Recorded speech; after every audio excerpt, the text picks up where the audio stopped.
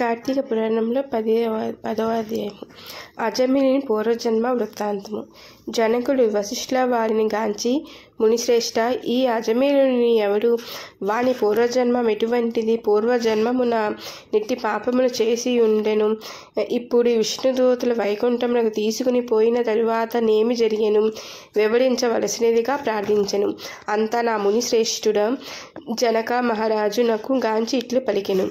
జనక, అజమీరుని విష్ణుదూతల వైకుంఠమునకు తీసుకుని పోయిన తరువాత యమకింకరులు తమ ప్రభువగు యమధర్మరాజు కాడకేగి, ప్రభు తమ ఆజ్ఞ ప్రకారము అజమీరుని తీసుకుని వచ్చు ఉటకు వెళ్ళగా అచ్చటకు విష్ణుదూతలు కూడా వచ్చి మాతో వాదించి అజమీరుని విమానం ఎక్కించి వైకుంఠమునకు తీసుకుని పోయిరి.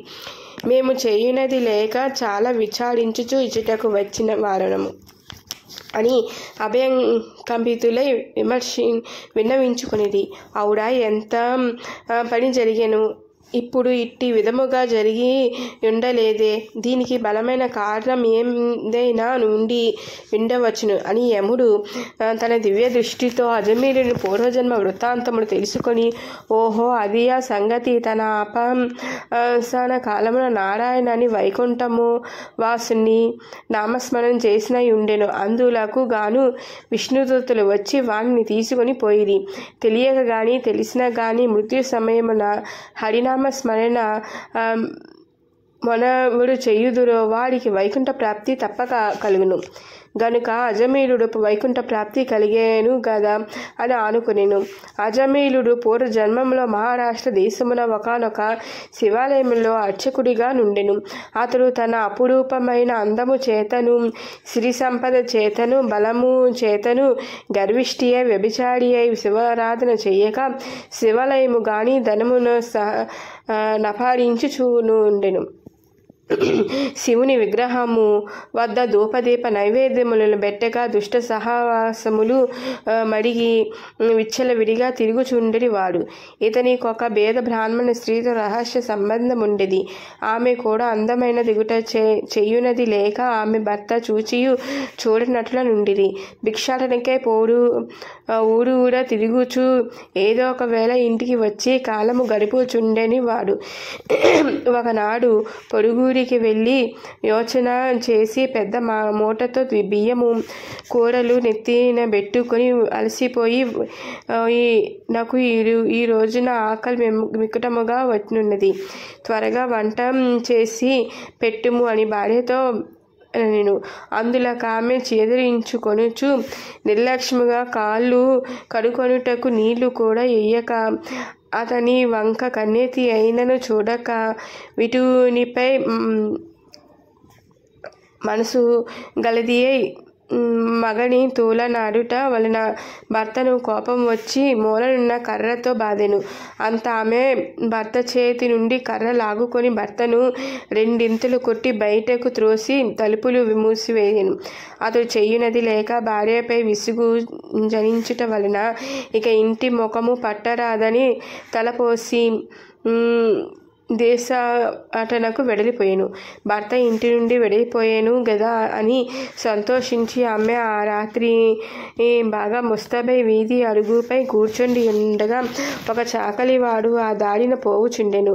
అతనిని పిలిచి, ఓయి, నీవి రాత్రి నాతో రాత్రికి సలుపు కుందు రమ్మని కోరెను. అంత నా చాకలి తల్లి, నీవు బ్రాహ్మణ పడతివి, నేను నీచ కులస్తుడను, చాకలి కులస్తుడను, చాకలి వాడను, మీరి విధముగా పిలుచుటకు యుక్తము కాదు, నేనిట్టి పాపము చేయుజాలను అని బుద్ధి చెప్పి వెళ్ళిపోయాను. ఆమె ఆ చాకలి వాడి మామకత్వమును లోకలోన నవ్వుకొని అచ్చటి నుండి బయలుదేరి ఆ గ్రామ శివార్చకుని కాడకేగి తన కామవంచం తీర్చుమని పరి విధములుగా బ్రతిమాలి ఆ రాత్రి అంతయు అతనితో గడిపి ఉదయమున ఇంటికొచ్చిన, అయ్యో, నేనెంతటి పాపమును ఒడిగట్టి తిని అగ్నిసాక్షి పెండ్లాడిన భర్తను ఇంటి నుండి వెడలగొట్టి క్షణికమైన కామవంచను లోనంబు మహాపరాధనము చేసి తిని అని పశ్చాత్తాపముంది ఒక కూలివాణిని పిలిపించి కొంత ధనం ఇచ్చి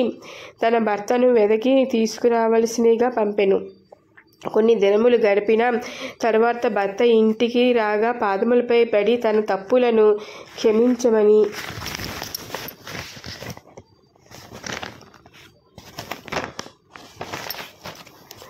ప్రార్థించెను. అప్పటి నుండి ఆమె మంచి నడవడిక అవలంబించి భర్త అనురాగమునకు పాత్రులయ్యెను. కొంతకాలమునకు శివార్చకునకు నేదియో వ్యాధి సంక్రమించి దినదినము క్షీణించుచు మరణించెను. అతడు రౌడవాది నరక కోపమునబడి నానా బాధలు పొంది మరలా నరజన్మమెత్తి సత్యవ్రతుడను బ్రాహ్మణోత్తమునకు కుమార్తెయే కార్తీక మాసమున నది స్నానము చేసి దేవతా దర్శనము చేసి ఉండు వలన నేడు జన్మమూల పాపములు నశించుట చేత అజమీలుడై పుట్టెను. ఇప్పటికీ తన అపసర కాలమున నారాయణని శ్రీహరిని స్మరించుట వలన వైకుంఠమునకు పోయెను. బ్రాహ్మణుని భార్యయగు ఆ కామిని కూడా రోగగ్రస్తురాలై చనిపోయెను. అనేక యమదూతలను నరకములు అనుభవించి ఒక మాలవాని ఇంట జన్మించెను. ఒక మాలవాడు ఆ పిల్ల జన్మరాశి చూపించగా తండ్రి గండమున పుట్టినది జ్యోతిష్కుడు చెప్పెను. మలవాడు శిశువుని తీసుకుని పోయి అడవియందు వదిలిపెట్టెను. అంతనొక విప్రుడు ఆ దారిన పోవచ్చు పిల్ల ఏడుపు విని జాలి కలిగి తీసుకుని పోయి తన ఇంట దాసికిచ్చి పోషించుచుండెను. ఆ బాలికనే అజమీలుడు ప్రేమించెను. వారి పూర్వజన్మ వృత్తాంతం ఇదియే. నిర్మలమైన మనసుతో శ్రీహరిని ధ్యానించుట, దానధర్మములు, శ్రీహరి కథలను ఆలకించుట, కార్తీక మాస స్నాన ప్రభావము నీ నా వలన ఎటువంటి వారైనను మోక్షము పొందగలరు.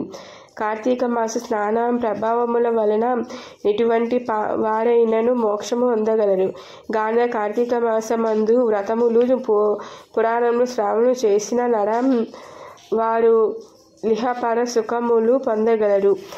10వ అధ్యాయము 10వ సారాంశం సమాప్తం.